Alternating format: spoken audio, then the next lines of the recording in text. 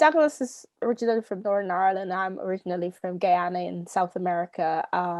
And we met during the time we were both in Athens, Ohio, in the USA for graduate school. After we both graduated, we worked in the US for a while. We got married, and then in 2011 we moved to the UK so that Doug could start a PhD program at Imperial College. Weightlifting, going to the gym, that was his thing. He had to go to the gym, going for a run. He played rugby still, he football, and he finally got a chance to row on the university team, which he was really excited about. And he also loved space and anything science related. So he's very big into space. His dream was always to become an astronaut.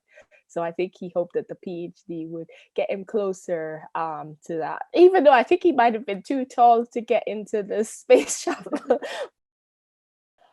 So it was sort of July, August 2015, that we sort of noticed a little. He was sort of getting like little headaches and not feeling 100%. But then we put it down to the fact because he was training really hard because he was on the university rowing team. By the time we got to September, his headaches became a bit more intense, and he went to see the doctor. The doctor not prescribed, but diagnosed him with what he considered vertigo and gave him tablets for that. But that didn't help. And then increasingly, Doug started to walk a bit funny. So he's definitely was starting to have some balance issues, and he was staying in bed longer because his headaches were really, really bad, and he feeling nauseous, that sort of thing. And then we were away on a lovely weekend. One of his cousins had planned for us, and we were riding along the road, and he just toppled over, and we were all in a big panic, and I like ran out like a crazy woman to get him to make sure he was okay. And that is really when you see the imbalance, and his gait was just really off, and we knew something was wrong. So by the time we got to the end of October, he had the visit with the audiologist, who did, after the examination, really said there's nothing wrong with his ear and his hearing or anything like that. So I think it's a neurological, it could be a neurological situation we're looking at here, a neurological problem. So I'm referring him for an urgent MRI. After we left the other audiologist on Friday, he called us the next day, which is Saturday morning, and he said, "Look, I thought about this some more. I want you guys to just go to the A&E and tell them you're unwell, whatever, and that's one way you're going to get an urgent MRI/CT scan, and really get a sense of what's going on. I don't want you to wait any longer." And that's what we did. And so they did every possible thing, or all the known tests, and nothing came back. Everything was coming back as negative. By the end of November, they decided to go in, and he had a biopsy of his brain, a cerebellum, and they found like granulomas and, the inflammation, that sort of thing. And on that basis, they came up with a diagnosis of neurosarcoidosis. By then, his ataxia became even more severe, so he needed assistance to walk. And he needed an aid to walk. Then the nystagmus was really bad, and his hands involuntarily moved because of the ataxia. So he had it in his arms and his hands and his legs. So basically all his limbs. But anyways, there was some hope and promise, that things could, if not improve a little bit, but stabilize, and he wouldn't get any worse. So he would maintain relatively high degree of his functions, particularly his mental fantasies, that sort of thing. So yeah, so as much as we were scared, and it was all a new experience and worrying experience for us, particularly for poor Dougie, he was gone from having so much going for him, being finishing off his PhD, starting a job as a project manager at his university, and being very active, to that possibility that his mobility would be significantly reduced. So he got discharged just at the end of December, I think 2 days before Christmas. We were happy about that, because we were like, oh gosh, to spend Christmas in the hospital would be dreadful. But things continue to deteriorate, and the consultant said, "Okay, let's start all over again. Let's do all these tests. Let's do a PET scan. Let's do CT scan. Let's do an MRI, and see what's going on." The PET scan, sorry, that they did show that the lymph node that had originally been identified about a year ago had grown significantly. So that's a change that I think you sort of think, what's going on there?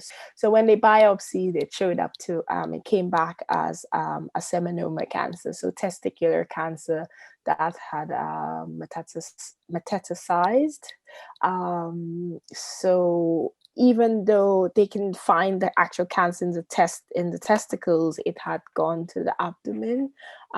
So he started chemo January of 2017. Within 6 months or so, he was considered to be stabilized, and there was no activity whatever. And within a year, they said, okay, you're basically in remission. But then the fact that there was a malignancy present also threw up sort of a new possibility. So they gave him a diagnosis of paraneoplastic cerebellar syndrome. So that has sort of been the working diagnosis since then. It's just been difficult, the journey in getting a diagnosis. And even with the diagnosis, it's not really 100%. It's sort of a working diagnosis. And so we always lived in sort of a hope that things would improve, but also that anxiety of things deteriorating, but not being sure about where it will go. Well, here I'm alive. Mm-hmm. So he said, I said I went to Guyana, of course, where my wife is from. Mm-hmm. Anywhere else you went, babe? America? America, yeah. We used to live in America, didn't we? Mm-hmm. Yeah. Ohio. Ohio. Yeah. There was no planning or prediction of the memory impairment and the cognitive impairment. I think for us, and for me in particular, because of Doug is not as aware any longer, that was the biggest shock. That we didn't expect that to happen. It's all encompassing, and it's so severe, his condition. His mobility is affected, his speech is affected, his eyesight is affected, and his memory and cognitive functions are affected very significantly, drastically, actually. It's just taken away so much from him. It's taken away his independence, his agency, and it's left him within this sort of weird situation where he's alive but not living. Imagine getting up every single day and someone determines every waking hour of your day, and that has become Doug's life, is that I or his carers determine or dictate what he does. I mean, I have had to work really hard, even at the time when sometimes it's to my disadvantage, to give him a degree of independence and agency. So I ask him, okay, what do you want to wear? I give him options. I said, do you want to go to bed? Is he okay to go to bed? Do you want to eat this? Do you want to eat that? What do you like? And that in itself is just hard. Just even that is an additional effort that I have to make to ensure that his views and his views and his agency, there's a degree of it still retained, but easily, were it not for my efforts, he could have lost that completely. You know, it's completely shifted our relationship. You know, it's you know, I'm still officially, and yeah, we're still married, and I'm still his wife.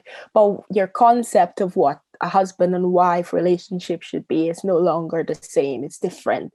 We've had to that has had to adjust. So I've also become a carer now.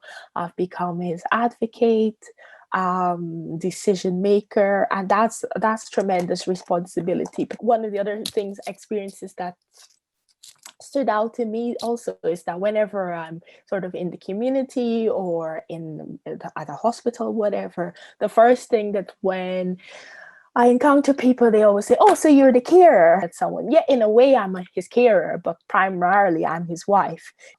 Gotten used to not getting happy birthday or anniversary or anything like that. You know, there's always that joke that, oh, husbands forget. No, you don't remember the day or the anniversary. Well, for him, he's actually forgotten the event. You know, there are times when he gets really distressed and he said, "Are we married?" He looks at his ring because he's searching that memory, and he's searching his mind, his brain, and he cannot find that memory. So it's definitely affected our relationship in that way. I no longer have my husband as a supporter, provide emotional and practical support in our daily living and our daily life. Things you expect or you rely on, you come to expect when you're in a relationship. I think the big thing is, you know, recognize the emotions, the roller coaster of emotions that you'll experience, and recognize that you are grieving and you could be in a state of grief for a long time. And then you need to take time out for yourself. I think that's very important. Whether it be walks, whether it be meeting up with a friend for, you know, half an hour, finding support networks and support groups like depending on what the condition is, the Encephalitis Society. I started to read up about what you do and the people you support, and this, you know, and I found sort of a commonality with those conditions and the more autoimmune, I think it was autoimmune encephalitis initially, and then now they're talking about paraneoplastic encephalitis, and the saw connection. And you know, as I always said, that I think Doug's condition is sort of an orphan condition. There's no real home or place for it. But somehow I felt like the Encephalitis Society, the encephalitis, and people who suffer from encephalitis, there was a commonality to what he was experiencing. And I think get counseling. I think that's important too. It might not be possible for some. I think that's one area where we need more support in as carers, is the counseling that's available to carers for that emotional support, and the grief and sadness that they're dealing with. And I think that sometimes get overlooked. Athens. Athens. Yeah, and then I was just outside of Cleveland even for a bit. You've been all over the world, yeah. You lived in Denmark for a little bit too. Yeah.